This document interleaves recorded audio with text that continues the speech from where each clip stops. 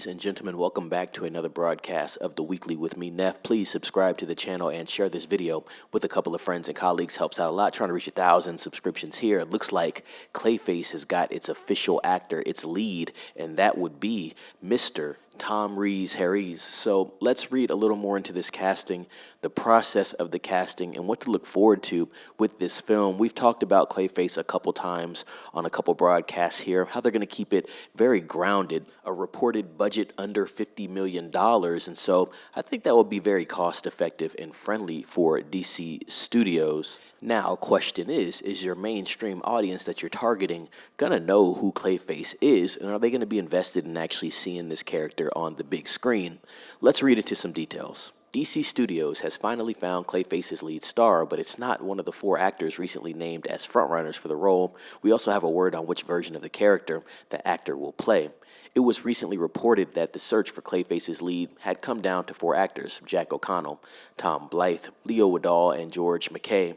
Well, it's turned out to be none of them. DC Studios co-CEO James Gunn has confirmed that Welsh actor Tom Rhys Harries will take on the title role in Clayface, with the Rap's Umberto Gonzalez reporting that he'll play the Matt Hagen version of the villain.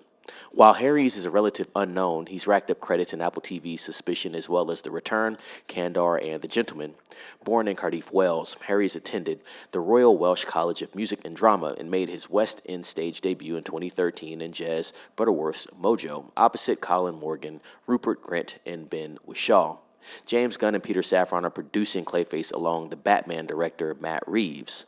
The Life of Chuck filmmaker Mike Flanagan wrote the first draft of the screenplay before Drive scribe Hussein Amini took over. James Watkins directs the project.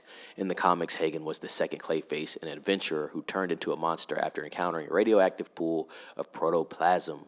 That was changed for Batman the Animated Series, where he was portrayed as an actor who used an anti-aging cream to look younger after getting on the wrong side of its creator, Roland Daggett. Hagen is doused in a vat of the stuff and becomes the classic Clayface you all know from the comics. We don't know what this means for Brazil Carlo. James Gunn had this to say about the upcoming project. One of the things Peter and I talked about when we first got the script is if we were to produce movies 5 years ago, like when we were doing Belko Experiment and all of that stuff, and somebody had brought us this horror script called Clayface about this guy, we would have died to have produced this type of film, because at its core, it was really an excellent body horror script, and the fact is that in a DCU, it's just a plus he added. Then we have Clayface, pure freaking horror, like totally real. Their version of the movie, it is so real and true and psychological and body horror and gross. It's definitely R-rated.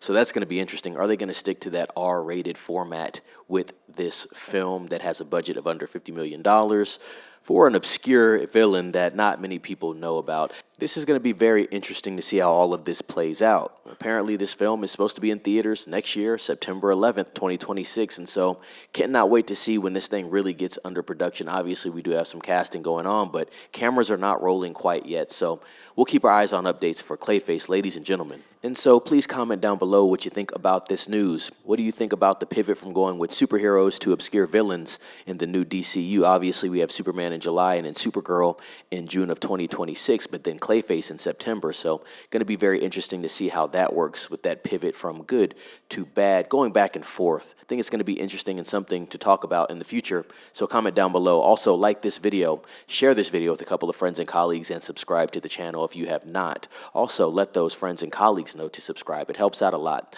Ring the bell for more notifications on Clayface, and be safe. It's Neff signing off.